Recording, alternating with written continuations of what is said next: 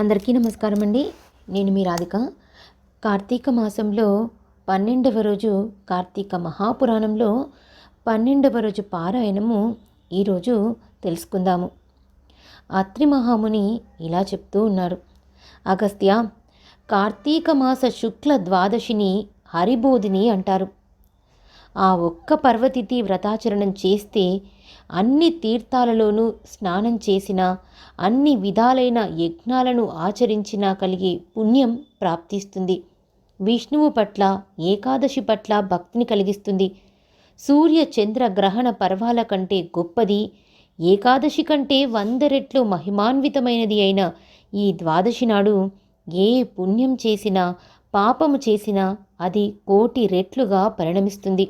అంటే ఈ ద్వాదశి నాడు ఒక్కరికి అన్నదానం చేసినా కూడాను 1,000,000 మందికి అన్నదానం చేసిన పుణ్యము, ఒక్క మెతుకు దొంగిలించిన 1,000,000 మెతుకులు దొంగిలించిన పాపము కలుగుతాయి.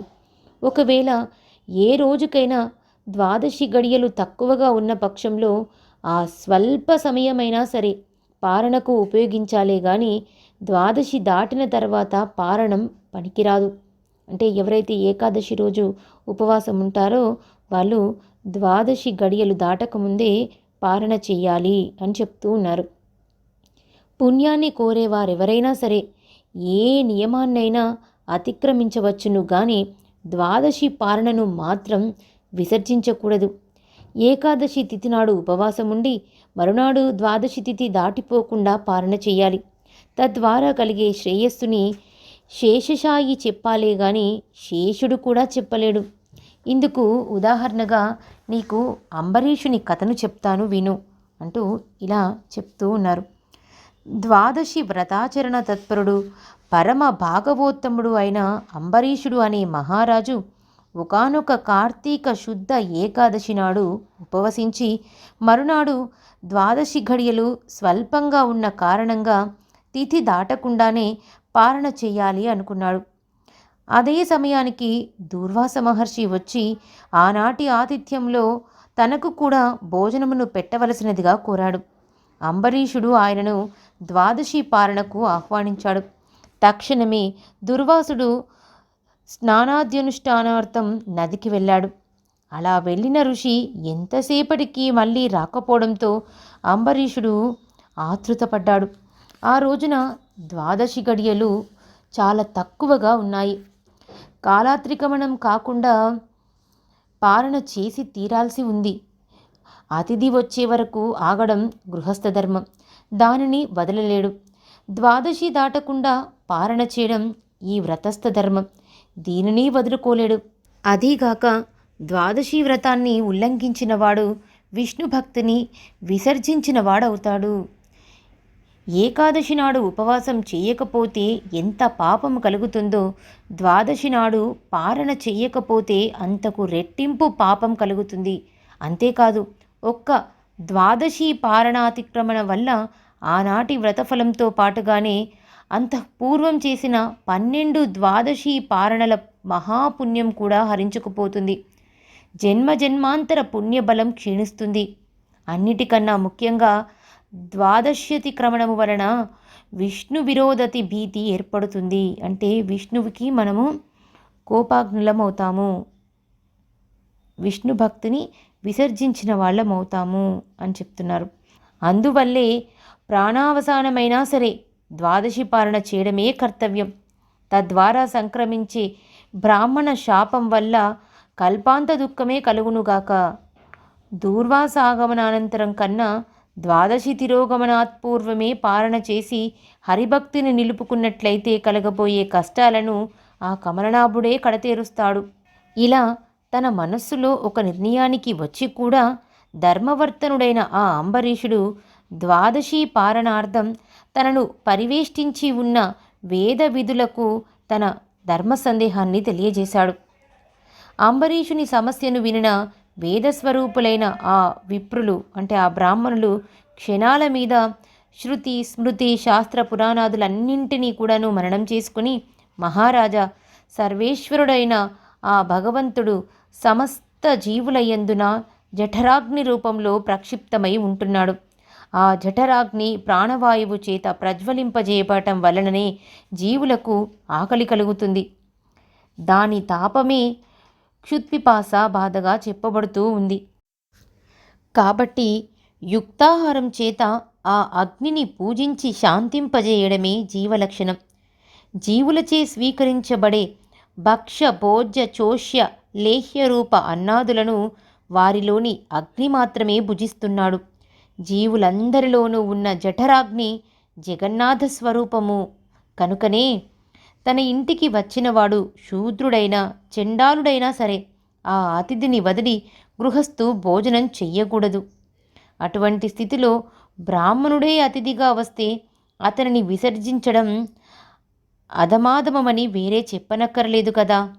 పైగా తనచే స్వయంగా పిలువబడిన బ్రాహ్మణుని కంటే ముందుగా తానే భోజనం చేయడం బ్రాహ్మణ అవమానమే అవుతుంది. ఓ భూవర, భూసురావమానం వలన ఆయుష్షు, ఐశ్వర్యము, కీర్తి, ధర్మము నశించిపోతాయి. మనస్సంకల్పాలు సైతము తిరోహితాలైపోతాయి. అంటే ఏదైనా మనము అనుకుంటే అది జరగదు అని చెప్తున్నారు. బ్రాహ్మణుడు సర్వదేవతా స్వరూపుడుగా చెప్పబడి ఉండటం వలన బ్రాహ్మణావమానం సర్వదేవతలను అవమానించడంతో సమానమవుతుంది. జాతి మాత్రం చేతనే బ్రాహ్మణుడు దేవతాతుల్యుడై ఉండగా కేవలం జన్మ వలననేగాక జ్ఞానం వలన తపోమహిమ వలన శుద్ధ రుద్ర స్వరూపుడుగా కీర్తించబడే దూర్వాసుని వంటి ఋషిని భోజనానికి పిలిచి ఆయన కంటే ముందే పారణ చేయడం ధర్మమని చెప్పడం సాధ్యం కాదు. కోపిష్టి అయిన ఆ ఋషి శపిస్తాడనే భయాన్ని పక్కకు పెట్టి చూసినా బ్రాహ్మణాతీతి కంటే ముందుగా భుజించటం కీర్తికరమైనది మాత్రం కాదు. ధరణీపాల, ద్వాదశీ పారణ పరిత్యాగం వలన తత్పూర్వ దినమైన ఏకాదశుప్య ఉపవాసానికి భంగం కలుగుతుంది. ఆ ఏకాదశి వ్రతభంగానికి ప్రాయశ్చిత్తమనేదే లేదు. ఇట్లు బ్రాహ్మణాతిథిని అతిక్రమించడం వలన కలిగే విప్రపరాభవానికి కూడా విరుగుడు లేదు. రెండూ సమతూకంలోనే ఉన్నాయి. అంబరీష, పురాకర్మానుసారి అయి నీకిప్పుడు రెండు ప్రక్కల నుంచి కంఠపాశరజ్జువుల ఈ ధర్మ సంకటం ప్రాప్తించింది. దూర్వాసుడు వచ్చే వరకు ఆగాలో లేదా ద్వాదశి గడియలు దాటకుండా పాలన చెయ్యాలో ఏదీ నిశ్చయించి చెప్పడానికి మేము అశక్తులమైపోతున్నాము. కాబట్టి ఆత్మబుద్ధి సుఖం చైవ అనే సూత్రం వలన భారం భగవంతుడి మీద పెట్టి నీ బుద్ధికి తోచిన దానిని నువ్వు ఆచరించు అన్నారు బ్రాహ్మణులు. ఆ మాటలు వినగానే అంబరీషుడు, ఓ బ్రాహ్మణులారా, బ్రాహ్మణ శాపం కన్నా విష్ణు భక్తిని విడిచిపెట్టడమే ఎక్కువ కష్టంగా భావిస్తున్నాను. కర్తుం సాధ్యం యథాకాలం ద్వాదశ్యద్భిస్తు పారయేత్ కృతావకాశ వత్పాశ్చాత్ భూం జిత్యేత్య పరయే జగో అనే శ్రూత్యర్థబోధక ప్రమాణం చేత ప్రస్తుతం నేను కాసిన్ని మంచినీళ్లను త్రాగుతాను. అందువల్ల తిథి కంటే ముందు అన్నం తినిన దోషం రాదు. ద్వాదశి గడియలు దాటకుండా ఆహారం తీసుకున్న పారణ ఫలితము ఉంటుంది. ఇందువలన దూర్వాసుడు కోపించి శపించే అవకాశము ఉండదు.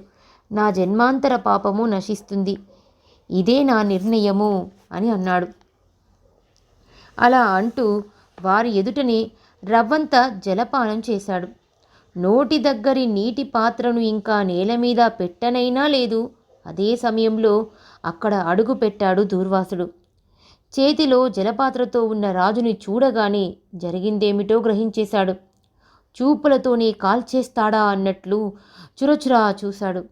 మాటలతోనే మారణ హోమం చేస్తాడా అన్నట్లు రే రే దురహంకారపూరిత రాజధమా, అతిథినైన నేను లేకుండానే ద్వాదశి పాలన చేస్తావా? స్నానం చెయ్యకుండా భోజనమును చేసేవాడు మలభోజి అవుతాడు. పరునికి పెట్టకుండా తానొక్కడే తినేవాడు పాపభోక్తుడవుతాడు. తానాహ్వానించిన అతిథికి పెట్టకుండా ముందుగా తనే భోజనమును చేసేవాడు అశుద్ధంలో పురుగు వలె మలాషియే అవుతాడు. పక్వమైనది కానీ, ఫలం కానీ, పత్రం కానీ, నీళ్లు కానీ భోజనార్థంగా భావించి సేవించిన ఏదైనా సరే అన్నంతో సమానమే అవుతుంది. అంటే నువ్వు నీళ్లు తాగినా కూడా అది అన్నంతోని సమానమే అవుతుంది అని అంటున్నాడు. అందువలన నీ పురోహితుడు చెప్పినట్లు కాకుండా మరో విధంగా ఆచరించే మదమోహితుడిలా ప్రవర్తించావు నువ్వు అన్నాడు దూర్వాసుడు. అలా కోపిష్టి అయిన దూర్వాసుడు అంబరీషునిపై ఆగ్రహించాడు. ఆ ఆగ్రహానికి భయంకంపితుడైనటువంటి అంబరీషుడు దోసిలి నొగ్గినవాడై, అంటే ఇలా దోసిలి పట్టుకుని, మునీంద్ర, నేను పాపిని, పరమ నీచుడనే అయినా నిన్ను శరణు కోరుతున్నాను. నేను క్షత్రియుడను గనుక ఏ అభిజాత్యాహంకారము వల్లనో తప్పునే చేశాను. కానీ నువ్వు బ్రాహ్మణుడవైన కారణముగా శాంతాన్ని వహించు, నన్ను రక్షించు. నీ వంటి గొప్ప ఋషులు తప్ప మమ్మల్ని ఉద్ధరించే వాళ్ళెవరుంటారు అంటూ అతని పాదాల మీద పడి ప్రార్థించాడు. అయినా సరే ఆ దూర్వాసుని కోపము తగ్గలేదు. మణిమకుటాన్ని ధరించి ఆ అయోధ్యాపతి శిరస్సును తన ఎడమ కాలితో తన్నివేశాడు. రవంత ఎడంగా వెళ్ళి ఎవరికైనా కోపం వచ్చినప్పుడు ప్రార్థిస్తే వాళ్ళు శాంతులవుతారు. కానీ నేనలాంటి వాడని కాను. నాకు కోపం వస్తే శాపం పెట్టకుండా ఉండను. చేపగాను, తాబేలుగాను, పందిగాను, మరుగుజ్జువానిగాను, వికృతమైన ముఖం గలవానిగాను, క్రూరుడైన బ్రాహ్మణునిగాను, జ్ఞానశూన్యుడైన క్షత్రియునిగాను, అధికారం లేని క్షత్రియునిగాను, దురాచారభూయిష్టమైన పాషాండ మార్గవేదిగాను, నిర్దయాపూర్వక బ్రాహ్మణ హింసకుడవైన బ్రాహ్మణునిగాను 10 జన్మలను అనుభవించు అని శపించాడు. అప్పటికే బ్రాహ్మణ శాప భయంతో అవాక్కై ఉన్నాడు అంబరీషుడు. అయినా అతని ఆంతర్యంలో సుస్థితుడై ఉన్న శ్రీ మహావిష్ణువు కల్పాంతరకాల లోక కళ్యాణార్థము బ్రాహ్మణ వాక్యాన్ని తిరస్కరించకూడదనే తన వ్రతం వల్ల ఆ 10 జన్మల శాపాన్ని తానే భరించదలచి గృహ్ణామి అని ఊరుకున్నాడు. ఇన్ని శాపాలిస్తే గృహ్ణామి అంటాడేంటి రాజు? వీనికింకా పెద్ద శాపం ఇవ్వాలి అని మరోసారి నోరు తెరవబోయాడు దుర్వాసుడు. కానీ సర్వజ్ఞుడైన శ్రీహరి దూర్వాసుడి నోట ఇంకో శాపం వెలువడకుండానే భక్తుడైన అంబరీషుని రక్షణార్థంగా తన ఆయుధమైన సుదర్శనాన్ని వినియోగించడంతో అక్కడి పూజాస్థానంలో ఉన్న యంత్రాన్ని ఆవహించి జగదేక శరణ్యము, జగదేక భీకరము అయిన సుదర్శన చక్రము రివ్వున దూర్వాసుని వంకగా కదిలింది. అచేతనాలైన పూజిత సంజ్ఞలలోంచి జడమైన విష్ణు చక్రము దివ్యకాంతి ప్రభాశోభితమై తన వంకగా కదిలి రావడాన్ని చూడగానే దూర్వాసుడు త్రుళ్ళిపడ్డాడు. ఆ చక్రానికి చిక్కకూడదని భూచక్రమంతా కూడా క్షణాల మీద పరిభ్రమించాడు. అయినా సుదర్శనం అతగాడిని తరుముతూనే ఉంది. భీతావహుడైన ఆ దూర్వాసుడు వశిష్ఠాది బ్రహ్మర్షులని, ఇంద్రాది అష్టదిక్పాలకులని, చిట్టచివరికి శివ బ్రహ్మలని కూడా శరణు కోరాడు. కానీ అతని వెనుకనే విహ్వాల మహాగ్ని జ్వాలాయుతంగా వస్తున్న విష్ణు చక్రాన్ని చూసి ఎవరికి వారే తప్పుకున్నారే తప్ప విడిచి తెగించి ఎవరూ కూడా అభయాన్నివ్వలేదు. ఈ విధంగా ప్రాణభీతుడైన దూర్వాసుడు సంభవిత లోకాలన్నీ కూడాను సంచరించి చిట్ట చివరగా చక్రపాణి అయిన విష్ణులోకాన్ని చేరాడు. హే బ్రాహ్మణ ప్రియ, మాధవ, మధుసూదన, కోటి సూర్యులతో సమానమైన కాంతిని వేడిని కలిగిన నీ సుదర్శన చక్రం నన్ను చంపడానికై వస్తూ ఉంది. బ్రాహ్మణ పాదముద్రా సుశోభిత మహోరస్కుడమైన నువ్వే నన్ను ఆపద నుంచి కాపాడాలి అని ఘోషిస్తూ సర్వేశ్వరుడైన ఆ శ్రీహరినే శరణు కోరాడు. విలాసంగా నవ్వాడు విష్ణువు. దూర్వాస, ప్రపంచానికి నేను దేన్నైనా, నాకు మాత్రం దూర్వాస, ప్రపంచానికి నేను దైవాన్నైనా నాకు మాత్రం బ్రాహ్మణులే దైవాలు. కానీ నువ్వు సద్బ్రాహ్మణుడవు, రుద్రాంశ సంభూతుడవు అయి ఉండి కూడా అంబరీషుణ్ణి అకారణముగా శపించావు. పారణకు వస్తానని చెప్పి స్నానార్థమై వెళ్ళిన నువ్వు సకాలానికి చేరుకోలేదు. ఆలస్యంగా రాదలుచుకున్న వాడివి నీకోసం ఎదురు చూడకుండా 12 గడియలు గతించిపోకుండా పారణ చేయడానికి అనుమతినైనా ఇయ్యలేదు. 12 దాటిపోవడానికి కొన్ని క్షణాలు మాత్రమే వ్యవధి ఉన్న సమయంలో వ్రతభంగానికి భయపడి మంచినీళ్ళనే మాత్రమే తీసుకున్నాడే కాని ఆకలితోనో నిన్నవమానించాలనో కాదు. అనాహారేపి యచ్చస్తం శుద్ధ్యర్థం వర్ణినాం సదా. నిషిద్ధాహారులకు కూడా జలపానము దోషము కాదని శాస్త్రాలు చెబుతూ ఉండగా అదేమంత తప్పని నువ్వు శపించాల్సి వచ్చింది? ఆత్రేయ, నువ్వెంత కటువుగా మాట్లాడినా కూడా అతగాడు నిన్ను వినయపూర్వకంగా శాంతించుమని వేడుకున్నాడే గాని కోపగించుకోలేదు గదా. అయినా సరే ముముక్షువైన అతగాడిని నువ్వు 10 దుర్భర జన్మలను పొందాలని శపించావు. నా భక్తులను రక్షించుకోవడం కోసము నీ శాపాన్ని నిమిషంలో త్రిప్పివేయగలను. కానీ బ్రాహ్మణ వాక్యము వట్టిపోయిందనే లోకాపవాదము నీకు కలగకుండా ఉండటం కోసము ఆ భక్తుని హృదయములో చేరి నీ శాపాన్ని సవినయంగా స్వీకరించిన వాడిని, నీ శాపాన్ని అంగీకరిస్తూ గృహ్ణామి అన్నవాడిని నేనే గాని ఆ అంబరీషుడు మాత్రం కాదు. అసలు అతనికి నీవిచ్చిన శాపం సంగతే తెలియదు. ఋషి ప్రభు, నీ శాపం ప్రకారంగానే ఈ కల్పాంతాన దుష్టుడైన శంకాసురుణ్ణి సంహరించేందుకు, శిష్యుడైన మనువును ఉద్ధరించేందుకు మహామత్స్యంగా అవతరిస్తాను. అంటే శంకాసురుణ్ణి సంహరించి మనువును ఉద్ధరించేందుకు మత్స్యావతారం అంటే చేప అవతారంని అవతరిస్తాను అని చెప్పాడు. దేవదానవులు క్షీరసాగరాన్ని మదించే వేళ మందగిరిని మూపున ధరించడానికి కుదురుగా ఉండేందుకుగాను కూర్మావతారము అంటే తాబేలు అవతారంని అవతరిస్తాను. భూమిని ఉద్ధరించేందుకు, హిరణ్యాక్షుణ్ణి చంపేందుకు వరాహ అవతారాన్ని అవతరిస్తాను. హిరణ్యకశిపుణ్ణి సంహరించడం కోసము వికృతాననం గల నరసింహ రూపావతారధారుడినవుతాను. సర్వదేవతా సంరక్షణ కోసము ధర్మబలుడైనా కూడా దానవుడు గనుక బలి అనే వాడిని శిక్షించేందుకు వామనుడనవుతాను. త్రేతాయుగమున జమదగ్నికి కుమారుడిగా పుట్టి సాయుధ బ్రాహ్మణుడనై దుర్మదులైన రాజులను తుళ్ళగొడతాను.